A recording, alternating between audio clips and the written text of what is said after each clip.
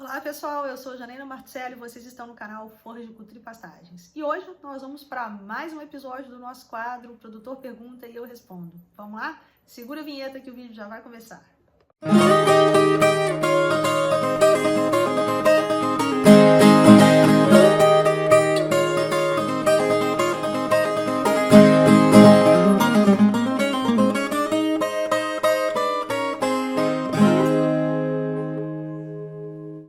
E aí, pessoal, hoje eu vou falar para vocês aqui sobre a pergunta do Marcos Castro. Tô colando aqui, tô olhando aqui, viu, pessoal? Sobre a pergunta do Marcos Castro, né? E aí ele falou assim: professora, eu gostaria que você fizesse um vídeo sobre os passos e detalhes da adubação na pecuária, tá? Então a gente não tem um vídeo sobre isso, Marcos, compilado direitinho com todas as informações, tá?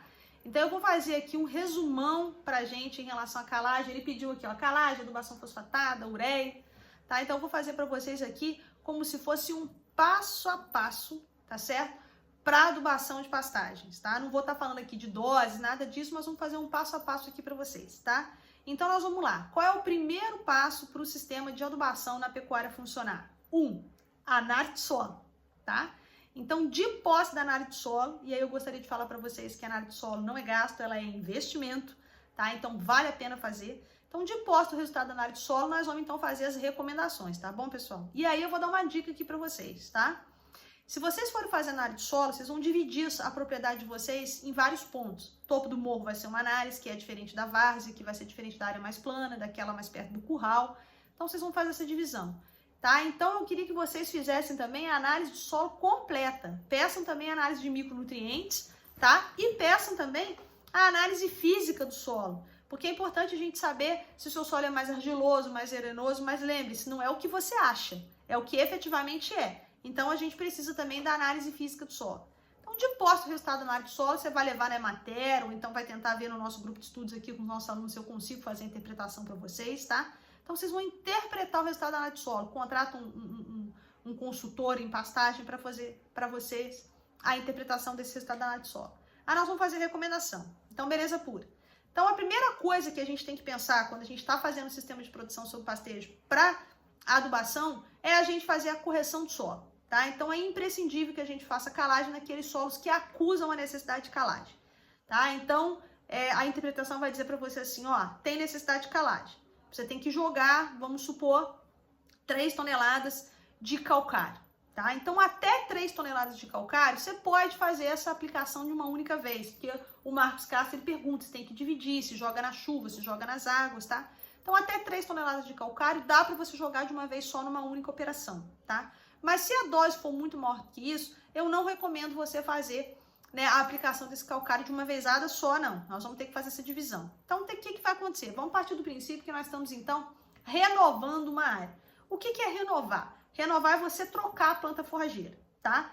Recuperar é você trabalhar com a planta forrageira que já está lá e que você só tem que fazer uma melhorada aí na taxa de lotação do seu pasto. Às vezes só isolar, ou então às vezes você só fazer uma outra ressemeadura já é suficiente, tá? Mas isso não vem ao caso. Então, nós vamos pegar como exemplo aqui uma renovação. Então, nós vamos renovar o nosso pasto, tá? Eu tô trocando a minha planta forrageira, então eu vou ter que acabar com aquela forrageira anterior, eu vou passar o herbicida, eu vou esperar ela vir de novo, passo talvez uma segunda aplicação de herbicida, vou fazer uma aração profunda para poder levar o banco de semente dela lá para baixo, para essa forrageira não voltar de novo, tá certo? Então, o que vai acontecer? A gente pode dividir, né, esse calcário, faz a primeira aração, faz a aplicação de parte desse calcário e você vai lá e aprofunda esse calcário. Porque o calcário, gente, ele tem uma mobilidade muito baixa no solo, tá? Então, ele vai muito lentamente corrigindo essa camada de 0 a 20 centímetros, tá? Então, por causa dessa mobilidade muito pequena dele, é interessante que a gente faça a incorporação desse calcário. Então, incorporar é interessante para que você consiga, então, fazer essa correção, né, nessas camadas um pouco mais profundas. Que se você deixar ele só superficial, ele vai demorar muitos anos. Eu tô falando de anos mesmo, tá, pessoal? Para poder descer e corrigir, então, essas camadas mais profundas, tá? Então, faz, sim, essa incorporação desse calcário, tá? E aí, é um detalhe que não é tão detalhe assim. Você não pode fazer, ou você não deve fazer, o plantio e adubação fosfatada com pelo menos aí, gente, 90 dias. Tem gente que fala em 60, tá? Mas eu tô recomendando aqui para vocês esperarem 90 dias para esse calcário efetivamente reagir, tá? Só que o calcário, para reagir, ele precisa de água. Então, o que eu recomendo? Faça essas operações antes do período das chuvas, para que, ou no final das chuvas anterior, tá? Isso é importante, pode ser feito no final do período chuvoso anterior, tá? Para que quando chegue o início das chuvas, que você pretende fazer a renovação do seu pasto, você já tenha esse calcário reagindo. Então, você encurta muito seu tempo. Porque se você for começar a fazer no começo da chuva, você vai perder 3 meses de chuva aí, só esperando esse calcário reagir. Então, você pode fazer no período anterior, tá? Então, é imprescindível que haja água para que esse calcário, então, seja reativo, tá? Então, esse é o primeiro passo, a calagem 90 dias antes do plantio e da adubação fosfatada, tá? E aí, 90 dias depois que você fez a calagem, você já pode fazer, né, o plantio, tá? Então, você pode fazer a lanço, você pode fazer em suco. Eu prefiro, sempre preferi, tá, pessoal, que a gente faça esse plantio no suco, tá? Muita gente, acho que a maioria talvez faça a lanço, tá? Então, existem várias recomendações em relação ao fósforo. Tem até um vídeo que a gente faz aqui com o professor Fábio sobre adubação de implementação, que ele fala muito disso. Você pode fazer o fósforo incorporado em área total. O fósforo tem baixa mobilidade, então quando você incorpora, tá? Você também ajuda ele nesse processo de estar numa camada um pouco mais profunda, tá? Então, você pode fazer essa incorporação do fósforo na área total. Mas eu prefiro que você utilize o fósforo junto com a semente, no momento da semeadura. E pode, tá, gente? Você pode misturar o adubo fosfatado com a semente, desde que você faça esse plantio no mesmo dia.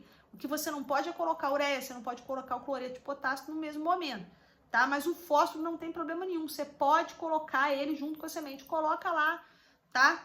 No mesmo lugar e faz a distribuição do adubo fosfatado junto com a semente, que ele vai ficar em contato direto com a semente ali, como ele tem baixa mobilidade, ele não vai se perder, ele fica ali, quando a radícula sair daquela semente, ela já vai praticamente, imediatamente, absorver esse fósforo e aí você vai ter um pasto que vai ter um sistema radicular mais forte e também um maior número de perfilhos, tá, pessoal?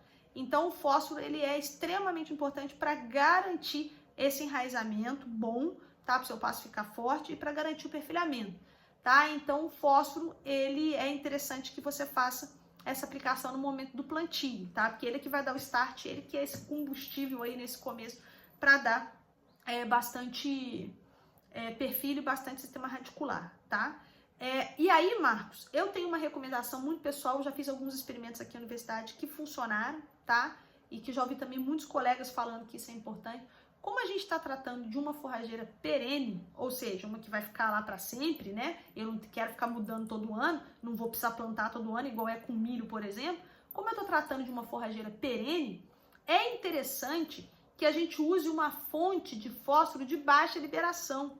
Então, a gente pode misturar também um fosfato de rocha, tá? Um fosfato de qualidade de baixa liberação, para que aos pouquinhos, ao decorrer dos anos, haja essa liberação mais lenta de fósforo. Então, eu posso usar uma fonte de rápida liberação, que seja um super simples, que seja um super triplo, tá certo? Que seja aí um MAP, e boto uma porcentagem ali no meu solo, né, que pode variar em torno de 20%, 30%. Os resultados que a gente tem aqui na universidade, aqui com 30%, foi muito bom, porque garantiu uma produtividade por 4 anos, gente, muito bom esse resultado que a gente tem aqui, tá? Então, você coloca aí 30% de um fosfato, né, de lenta liberação. Então, você coloca aquela fonte de rápida liberação, super triplo, super simples, e uma de mais lenta liberação, que isso vai funcionar muito bem.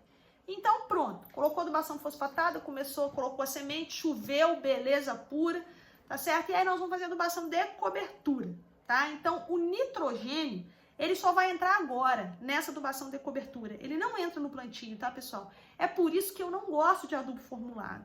Porque no adubo formulado você está colocando tudo e às vezes colocando coisas desnecessárias. E aí é dinheiro jogado fora, tá? Então, não que eu tenha nada contra adubo formulado. Eu uso adubo formulado em vários episódios aqui na universidade, tá certo? Recomendo a utilização de adubo, porque às vezes o cara só tem um adubo formulado, eu tenho que trabalhar com isso. Mas se eu for comprar, eu prefiro comprar separadamente, tá? Então, eu vou entrar com nitrogênio agora na cobertura. Então, quando meu pasto cobriu mais ou menos 60%, 70% ali da área em que eu fiz essa semeadura, eu vou entrar com adubação nitrogenada. Alguns colegas fazem a recomendação da gente só fazer adubação de cobertura após o primeiro pastejo. Eu não faço isso. Eu costumo dividir essa dose, tá? Então, se eu faço uma recomendação de 100 kg de nitrogênio por hectare, eu vou colocar 50 kg, tá? Quando tiver 60%, 70% daquela área coberta. Tá? Isso vai dar mais ou menos aí, gente, aproximadamente uns 30 dias no máximo após a germinação. Se choveu legal, se teve luz, se teve temperatura, vai dar mais ou menos nesse prazo. Então eu entro com a ureia. Ureia tem que ser jogada nas horas mais frescas do dia, tá? Então, mais uma vez eu convido vocês a assistirem a live com o Dr. Humberto, que tá aí, e ele coloca muito assim, de forma muito clara pra gente essas questões relacionadas às perdas de ureia. Tá? Não vou me atentar a isso aqui, porque esse quadro é para ser rápido e já está durando muito, né? Mas a pergunta do Marcos foi bem interessante, tá? Então, a gente vai jogar essa ureia dividida, nessa primeira dose com 60%, 70%, e a outra dose você vai jogar depois do primeiro pastejo, sim. Outro adubo que é importante você colocar nessa adubação de cobertura é o potássio. Então, de posta na área do solo, você vai saber se há ou não necessidade da aplicação de potássio. Havendo necessidade da aplicação de potássio, faça a aplicação, tá? Então, jogue o potássio junto com o nitrogênio. Inclusive, o potássio, o cloreto de potássio, que é o adubo que você vai utilizar predominantemente aqui no Brasil, é o que mais vende para adubação potássica, ele ajuda a diminuir a volatilização da ureia, gente. Então, ele segura um pouco essa perda do nitrogênio, tá? Então, é interessante você fazer a adubação potássica de acordo com a análise do solo, tá? Então, aplica lá em cobertura. E aí, você faz o primeiro pastejo. Primeiro pastejo, você vai fazer em torno de 60, 70 dias aí, gente. Não tem mais essa história de deixar sementear, nós já conversamos sobre isso em vários vídeos, eu espero que todos vocês já tenham entendido essa questão, que não tem essa bobagem de ter que deixar sementear, principalmente se você comprou uma semente de qualidade, tá? Então você vai fazer esse primeiro pastejo, né, com os animais mais leves, para eles não arrancarem seu pasto todo. Antes de você fazer o primeiro pastejo, você vai fazer um zigue-zague no seu pasto, fazer uma amostragem de umas 10, 15 plantas por hectare, enrola ela na sua mão e puxa, e ver se você consegue romper a folha, ver se não sai a raiz inteira. Mas se você fez calagem e você fez a adubação fosfatada de forma adequada, a sua raiz não vai ficar superficial. Pode ficar tranquilo que não vai arrancar. Isso vai acontecer se você não fez calagem adequadamente, se você não fez adubação fosfatada adequadamente. Se você fez tudo certinho, isso não vai acontecer. Na hora que você fizer essa amostragem de arrancar a folha, esse pasto não vai, essa planta não vai vir com raiz e tudo, pode ter certeza do que eu tô falando, tá? E aí você faz essa amostragem, vê se não tá arrancando, coloca animais mais leves. Para quê? Para induzir o perfilhamento, para entrar luz. Nós também já temos um vídeo aqui. Quer ter pasto, tem que ter perfil. Dá uma olhada aí nesse vídeo, para vocês verem o que eu falo também desse primeiro pastejo para induzir esse perfilhamento, tá? E aí, pronto, acabou. Tudo formadinho, tudo bonitinho. Após o primeiro pastejo, você faz aquele restinho de nitrogênio que eu falei para vocês, né? Para adubar. E pronto. E aí depois você começa, se tiver uma lotação contínua, trabalhar com pelo menos 50 kg de nitrogênio por hectare ano, tá? E se você tiver em lotação rotativa, aí você vai fazer a divisão, tá certo, do seu adubo nitrogenado de acordo com o número de piquetes, de acordo com o número de vezes que você vai rodar durante o ano, tá? E aí você faz a adubação de reposição. Em sistemas muito intensivos, em que você tem irrigação, tá? Em que você tem altas taxas de lotação, em que você tem altos níveis de adubação nitrogenada, tá? É importante que você faça pelo menos uma vez por ano uma análise de solo. Por quê? Porque altas doses de nitrogênio acidificam o solo, então pode ser que haja necessidade de calagem, tá? Mas se você tiver num sistema em que não é assim tão intenso a sua utilização ou a sua adubação nitrogenada, o que eu tô falando? Até uns 150 kg de nitrogênio por hectare ano, tá? Você pode fazer essa análise de solo a cada 2 anos, só para dar uma conferida ali nos níveis de fósforo e no cálcio, magnésio e no pH do seu solo. Mas se você trabalhou com aquele fosfato, né, de lenta liberação que eu falei para vocês lá no começo, tá? Provavelmente também não vai ter problema com fósforo, tá? Então essa era a pergunta do Marcos que eu queria deixar aqui para vocês, tá bom, pessoal? E aí eu convido vocês a deixarem as perguntas que vocês têm interesse que eu responda, tá? Então eu vou procurar responder o máximo de perguntas para a gente poder fazer esse quadro aqui para vocês. Então deixa as perguntinhas aí que eu vou fazendo esses vídeos para vocês, tá bom, pessoal? E aproveito para convidar vocês a curtirem a gente em todas as nossas redes sociais, sempre Forras de Cultura e Pastagens. Nós temos Instagram, aqui esse canal no YouTube, temos Telegram, tá? O podcast Forras de Cultura e Pastagens. Então é isso, eu convido todos vocês a curtirem a gente em todas as nossas redes sociais e, por favor, curtam esse vídeo, compartilhem, comentem, porque aí ele chega no maior número de pessoas, tá bom, pessoal? Então é isso aí, um grande abraço, fiquem com Deus e até a próxima, que eu tô respondendo as perguntas de vocês.